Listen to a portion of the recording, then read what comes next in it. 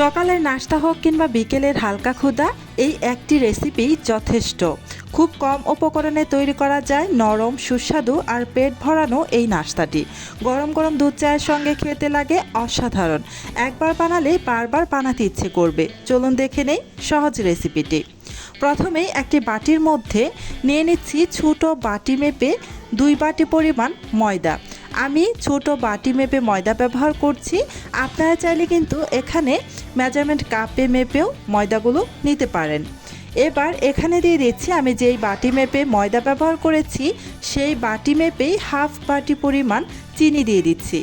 এই চিনিটা আমার কাছে একদম পারফেক্ট মনে হয়েছে। আপনারা চাইলে কিন্তু আরও বেশি মিষ্টি খেতে চাইলে চিনির পরিমাণটা আরও একটু বাড়িয়ে দিতে পারেন।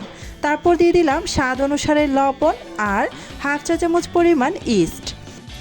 এবার শুকনো উপকরণগুলো খুব ভালোভাবে একসাথে মিশিয়ে নিব। এই পর্যন্ত যারা যারা আমার ভিডিওটি দেখতেছেন প্লিজ আমার ভিডিওতে একটা লাইক দিয়ে দিবেন। আর আমার চ্যানেলটি যদি আগে থেকেই সাবস্ক্রাইব করে দেওয়া না থাকে প্লিজ আমার চ্যানেলটি সাবস্ক্রাইব করে পাশে থাকা বেল আইকনটি অন করে রাখবেন। এতে করে যখন আমি নতুন কোনো রেসিপির ভিডিও আপলোড করব তখন সাথে সাথে আপনার ওখানে নোটিফিকেশন পৌঁছে যাবে। এই যে ভালো করে মিশিয়ে নিয়ে তারপর এখানে একটি ডিম দিয়ে দিলাম। এই ডিমটি একদমই নর্মাল তাপমাত্রায় থাকা ডিম যদি ফ্রিজে থাকে তাহলে প্রায় 1 ঘন্টা সময় পূর্বে ফ্রিজ থেকে বের করে তারপর ব্যবহার করতে হবে। কোনোভাবেই এখানে ঠান্ডা ডিম ব্যবহার করা যাবে না। ডিমটা দেওয়ার পর খুব ভালো করে আবারও একসাথে সব কিছু মিশিয়ে নিচ্ছি। ডিমটা যতটা সম্ভব ময়দার সাথে মিশিয়ে নিতে হবে। আপনারা দেখে নিশ্চয়ই বুঝতেই পারছেন আমি খুব ভালোভাবে ডিমটাকে ময়দার সাথে মিশিয়ে নিচ্ছি। আজকে আমি খুবই সহজ পদ্ধতিতে এই নাস্তাটা তৈরি করে আপনাদের দেখিয়ে দিব। এত সহজ আর কি বলবো, নাস্তাটা খেতে ভীষণই টেস্টি। বাচ্চা থেকে বড় সকলেই ভীষণ পছন্দ করবে। খুব ভালোভাবে ডিমটাকে মিশিয়ে নিয়ে এবার এখানে অল্প অল্প কুসুম গরম পানি দিয়ে একটা ডো বানিয়ে নিচ্ছি। কুসুম গরম বলতে এই পানিটায় আঙ্গুল চুবালে সহ্য করা যায় এমন গরম হতে হবে। আমি এমন গরম পানিটাই ব্যবহার করেছি। খুব বেশি গরম বা একেবারে হালকা কুসুম গরম নয়, মানে আঙ্গুল চুবালে সহ্য করা যায় এরকম গরম পানি দিয়ে একটা ডো বানিয়ে নিয়েছি। আপনারা দেখে নিশ্চয়ই বুঝতেই পেরেছেন। এবার এখানে আমি কিছুটা তেল দিয়ে দিব। আমি হাতের মধ্যে কিছুটা তেল নিয়ে নিচ্ছি। তেলটা এবার এই ডোটার উপরে ছড়িয়ে দিয়ে খুব ভালোভাবে এই ডোটাকে আরও কিছুক্ষণ মথে নিব।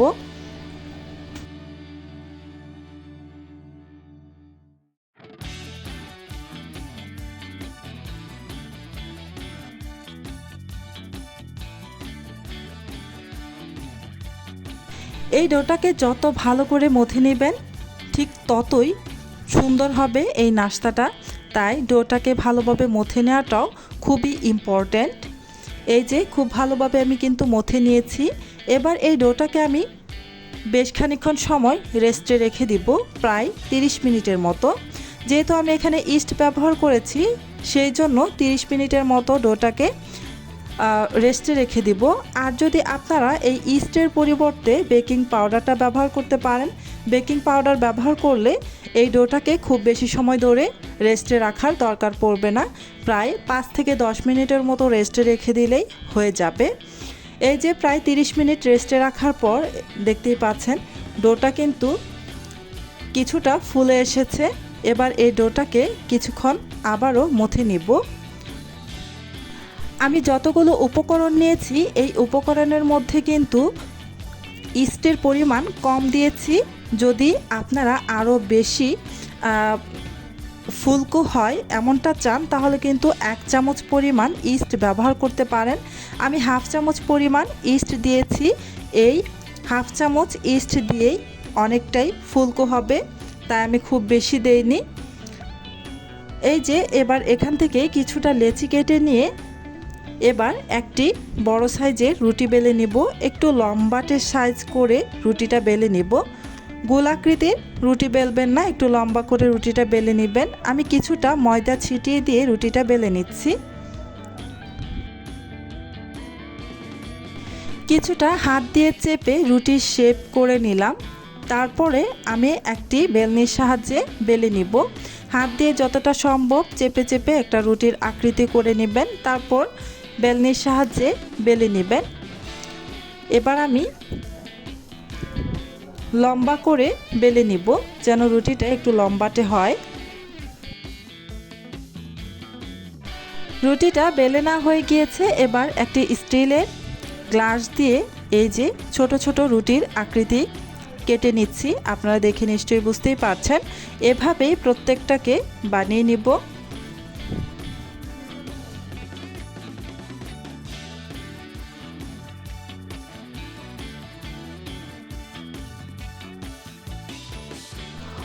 অবশিষ্ট রুটির যে অংশটা আছে সেটার সাথে আরও নতুন করে কিছুটা লেচি কেটে এনে একসাথে মিশিয়ে খুব ভালোভাবে আবারও একটি রুটি বেলে নিব।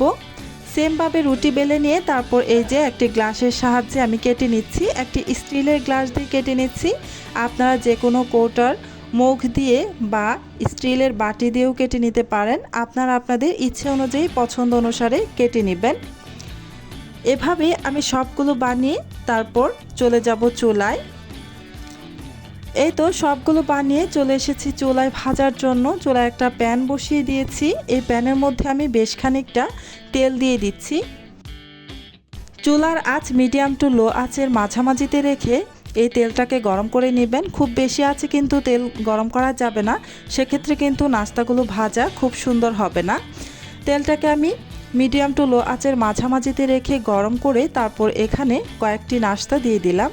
এবার প্যানের হাতলটা ধরে এই যে এভাবে একটু ঘুরিয়ে নিচ্ছি। এভাবে ঘুরিয়ে নিলে এই নাস্তাগুলো খুব সুন্দরভাবে কালার চলে আসে। চুলার আঁচ মিডিয়াম টু লো আঁচে রেখে তারপর এই নাস্তাগুলোকে ভেজে নেবেন। খুব বেশি চুলার আঁচ বাড়িয়ে দিয়ে কিন্তু এই নাস্তাগুলো ভাজা যাবে না, তাহলে উপর দিকটা খুব সুন্দরভাবে খুব দ্রুত কালার চলে আসবে আর ভেতরে কিন্তু কাঁচা থেকে যাবে। আর যদি চুলার আঁচ মিডিয়াম টু লো আঁচের মাঝামাঝিতে রেখে এই নাস্তাটা ভাজেন তাহলে কিন্তু খুব সুন্দরভাবে ফুলে উঠবে আর ভেতর থেকে একদমই ভালোভাবে কুক হয়ে যাবে।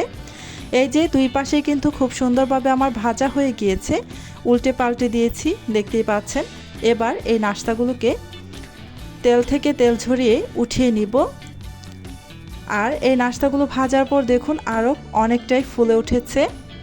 এই যে সবগুলো নাস্তা আমি এবার উঠিয়ে নিব। সেম পদ্ধতিতে আমি বাকি নাস্তাগুলোকেও কিন্তু ভেজে নেব।